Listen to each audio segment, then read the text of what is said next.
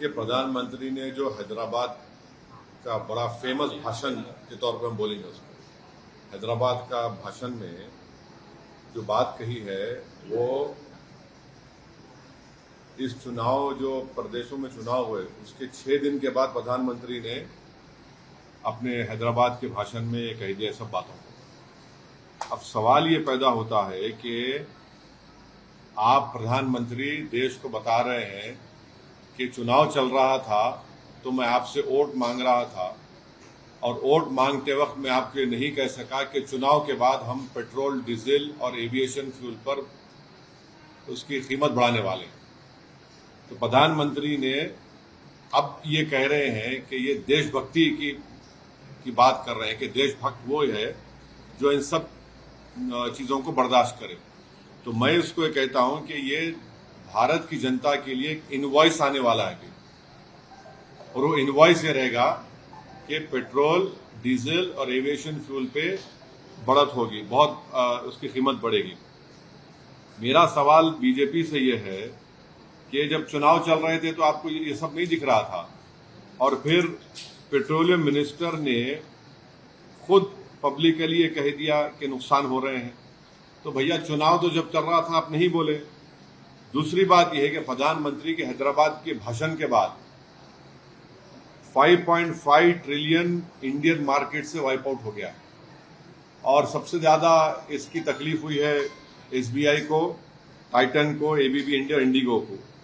क्यों? क्योंकि अब आप देखेंगे आने वाले दिनों में ये ऑयल पर कीमतें बढ़ेंगी। दूसरा ये है कि जब आप इतना बर्दाश्त किए, अब क्यों नहीं बर्दाश्त करते? अब तो वेस्ट एशिया में जंग तो खत्म होने वाली है, बिल्कुल सीज के करीब हो चुकी है। अब प्रधानमंत्री को क्यों ख्याल आ रहा है ये? तीसरी बात यह है कि अगर पेट्रोल, डीजल पर कीमतें बढ़ेगी तो इससे गरीब, खासतौर से गरीब आदमी पर बहुत बड़ा बोझ पड़ने वाला है। ट्रांसपोर्टेशन कॉस्ट बढ़ जाएंगे और इससे इन्फ्लेशन बढ़ेगा। तीसरी बात यह है कि अभी जब ये बात कर रहे हैं प्रधानमंत्री हमारे रिजर्व्स के बारे में, अब आप देख लीजिए कि हमारे जो फॉरेन इन्वेस्टर्स हैं, हमारे विश्वगुरु हम बोलते हैं अपने आप, फॉरेन इन्वेस्टर्स ने मार्च 2026 में 1 लाख करोड़ यानी 11 बिलियन डॉलर्स को इंडियन मार्केट से लेकर चले गए। अब ये पैसा इसलिए नहीं निकाल रहे हैं कि ये भारत से मोहब्बत करते, ये इसलिए निकाल रहे हैं कि मोदी गवर्नमेंट इस बात को मानने को तैयार नहीं है कि हमारी माइक्रो इकोनॉमिक्स ब्लीड हो रही है। और उसी में आप देख लीजिए कि ये विश्वगुरु की इकोनॉमी नहीं है, ये इकोनॉमी जो है वर्स्ट परफॉर्मिंग करेंसी है इमर्जिंग मार्केट्स में। हमारी इमर्जिंग मार्केट्स 2026 में हमारी वर्स्ट परफॉर्मिंग करेंसी है और हमने 38 बिलियन डॉलर्स ऑफ रिजर्व्स को हमने 90 दिन में उसको इस्तेमाल किया है। तो इसी वजह से एक अंग्रेजी की कहावत है इकोनॉमिक्स लैंग्वेज में कि the foreign investors are voting with their feet to the tune of 11 billion in 1 month. माने ये लोग जो है 1 लाख करोड़, उसको आप कन्वर्ट करेंगे रुपीज से डॉलर में तो 11 बिलियन उन्होंने ये किया। ये ईरान वॉर ने नहीं किया, ये ईरान अमेरिका की वॉर ने इसको एक्सपोज कर दिया है। अब इसका एक और वजह यह है क्योंकि हमने ट्रम्प को ये कह दिया है कि हम 500 बिलियन डॉलर का जो भी है उनसे सामान खरीदेंगे। अब हो क्या रहा है कि आज 90 कितना हो गया, 95 रुपीज के करीब, 95 के ऊपर हो गया है। तो अब जब हमने ट्रेड डील साइन किया यूएस से, हमारे यूएस से एक्सपोर्ट्स है 2025 में 39 बिलियन। अब क्योंकि अब 261 बिलियन नेक्स्ट 5 इयर्स में करना है। बादशाह सलामत को हमने, जो ट्रम्प आजकल अपने आप को शाहजहां, जहांगीर बने हुए हैं, तो ये 239 बिलियन का गैप इस डील में है। तो इसीलिए अब हमको ट्रम्प को खुश करने के लिए खरीदना है। तो मोदी गवर्नमेंट की परेशानी हो गई है कि जितना डॉलर हम परचेस करेंगे, इंडियन रिजर्व हमारे उसमें कम होंगे। एनर्जी क्रंच है, तो एनर्जी क्रंच को ओवरकम के लिए ट्रम्प बोल रहा है कि मुझसे खरीदो आप, क्योंकि आपने ये ट्रेड एग्रीमेंट कर लिया है। तो ये बोलना चाह रहा हूं आपको कि प्रधानमंत्री कह रहे हैं कि सोना मत खरीदो, बाहर मत जाइए, एडिबल ऑयल कम करिए, फॉरेन गुड्स कम करिए। क्यों कह रहे हैं सब? ताकि उनके पास डॉलर बचे, ताकि वो ट्रंप को ह्यूस्टन में दे सके। ये असल मकसद है। तो ये देशभक्ति है नहीं है, ये आप देख लीजिए। अब एक और बात आ जाइए गोल्ड पैराडॉक्स के ऊपर। हमारे पास जो गोल्ड है, मार्च 2026 में आरबीआई के पास 77% of total gold reserve domestically था। जो 23 में 38% था, वो बढ़ के अब 77% हो गया। अगर गोल्ड खरीदना इतना डेंजरस है, जो हैदराबाद के भाषण में प्रधानमंत्री ने कहा, हम अपने बेटियों के लिए, अपनी महिलाओं के लिए ये खरीदते हैं, तो आरबीआई इतना गोल्ड क्यों खरीद रहा है भाई? फिर आरबीआई आज की तारीख में गोल्ड खरीद रहा है, इसमें कोई आप डिनाई नहीं कर सकते। और उल्टा कर रहा है आरबीआई, जो प्राइम मिनिस्टर ने कहा है। और ये है तो सेफ आंसर प्लेन है। आंसर प्लेन क्या है कि बीजेपी चाहती है कि स्टेट के पास गोल्ड रहे और डॉलर दिया जाए ट्रम्प के लिए। तो इसी वजह से आप देख रहे हैं कि 1991 में हमने 47 टन गोल्ड लंदन से उठाया, बैलेंस ऑफ पेमेंट क्राइसिस हुआ था। अब 2026 में यही भारत एयरलिफ्ट कर रहा है गोल्ड को लंदन से।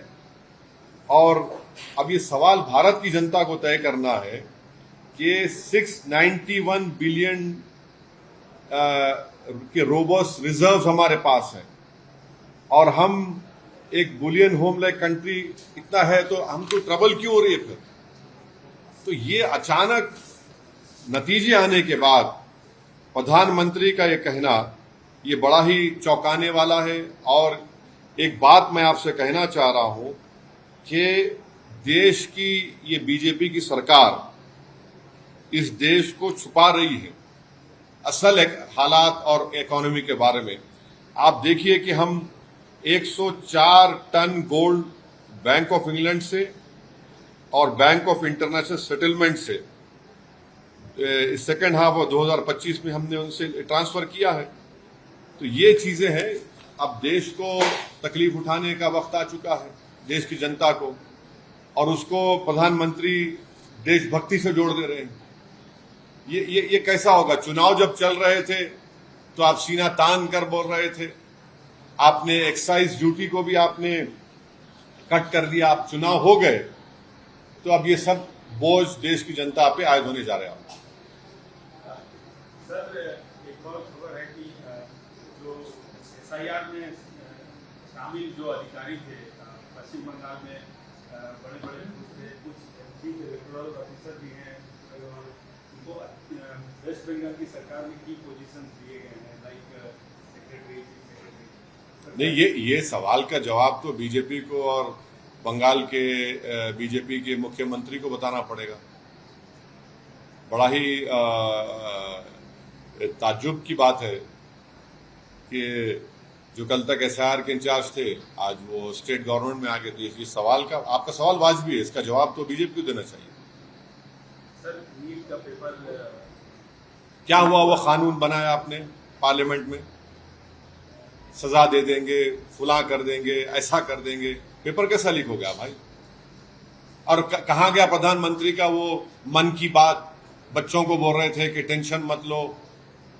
अब वो बच्चों को क्या जवाब देंगे प्रधानमंत्री? मन की बात में तो आपने कह दिया बच्चों को कि टेंशन मत लो। अब वो जो बच्चे पिछले 2 साल से तैयारी कर रहे हैं, जो उनके माँ बाप लाखों रुपया इस ये जो कोचिंग सेंटर्स में बर्बाद कर दिए, उन पर क्या गुजर रही होगी? उन गरीब बच्चों के ऊपर जो ख्वाब देखते हैं कि नीट का एक एग्जाम को क्वालिफाई करें। बीजेपी को जवाब देना पड़ेगा, प्रधानमंत्री जवाब दे। शायद प्रधानमंत्री एक और मन की बात कर देंगे उनके लिए, उतना ही होगा। मगर वो बच्चे बच्चियां तो आज उनका दिल टूटा हुआ है। उनके माँ बाप के पास अब समझ में नहीं आ रहा है कि अब वो क्या करें, कैसा करेंगे। सर, महाराष्ट्र में 69 लाख वुमेन्स को लाडली बहना जो स्कीम से निकाली है। प्रधानमंत्री ने अभी भाषण में कहा था कि चुनाव जीतने के लिए वादे करते और प्रधानमंत्री ने कहा कि हम भरोसावाद पर भरोसा करते। ये प्रधानमंत्री को बताइए आपका भरोसावाद है? जो महाराष्ट्र की महिलाओं को आपने वादा किया था उनके नाम आपने काट दिए, ये आपका भरोसावाद है? चुनाव जीतने के लिए आपने भी किया था, आपका भरोसावाद नहीं है। आपने तो इस्तेमाल किया, उन महिलाओं को वोट लिया, अब उनको टाटा बाय बाय कह दिया आपने। सर, एक तेलंगाना से मिनिस्टर है होम, उनके बेटे के खिलाफ पास्को एक्ट के तहत ये बुक किया गया है। उसमें टीआरएस आपको क्रिटिसाइज कर रही है कि आप सब कुछ नहीं बोल रहे हैं, आप बीजेपी इस मसले पे भी बीजेपी के साथ खड़े हैं। मैं के चंद्रशेखर राव साहब से एक गुजारिश कर रहा हूं कि आपकी पार्टी की भागदौड़ आप अपने हाथ में ले लो। आप जिसके हाथ में दे रहे वो बेचारों की मेमोरी कमजोर है। हैदराबाद में जुबली हिल्स कॉन्स्टिट्यूंसी में एक मशहूर मंदिर है, वहां पर एक बच्ची से इस तरह की हरकत हुई थी। कौन था उस वक्त चेयरमैन? एक चेयरमैन था एक बोर्ड का, उसका बेटा का नाम भी आया था। जब बीआरएस पार्टी ने क्या किया था? बीआरएस पार्टी को जो है जरा होमवर्क करना चाहिए। हो क्या रहा है कि जब तक के चंद्रशेखर राव डायरेक्ट कंट्रोल नहीं करेंगे और ये ऐसे लोगों के हाथ में अगर छोड़ देंगे तो पहले ही परेशान है। दूसरी बात यह है कि पॉस्को एक्ट बुक हुआ है। कल आज मीडिया रिपोर्ट किया कि रेवंत रेड्डी ने एज ए मुख्यमंत्री ये ऐलान किया है कि एक्शन लो, मगर इन लोगों को बड़ी मोहब्बत है मुझसे। अरे तुम कभी झांक के तो देखो तो कि वो मंदिर के पास जो वाकया हुआ था, आपने क्या किया था? जब सवाल यह है कि हमारी बेटियों को प्रोटेक्शन मिलना चाहिए, सरकार किसी की हो, और हम उम्मीद करते हैं कि ऐसे मौके पे कांग्रेस की सरकार उस पीड़ित परिवार के साथ खड़ी होगी जो चीफ मिनिस्टर ने कह दिया है। अब इंक्वायरी होगी, law will take its own course. इस मसले पे आपका क्या राय है? इस तरह की नहीं, केस तो बुक हुआ है, पॉस्को एक्ट बुक हुआ है, और मैं उम्मीद करता हूं कि जो कंप्लेनेंट है उनसे इंसाफ होगा। अब ये तो कानून अपना काम करेगा।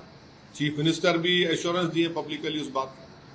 सर, IUML ने नाराजगी जताई है कि चीफ मिनिस्टर चुनने में इतनी देरी क्यों हो रही है केरल में। देखिए, ये मैं IUML की तरफ से कुछ नहीं बोल सकता।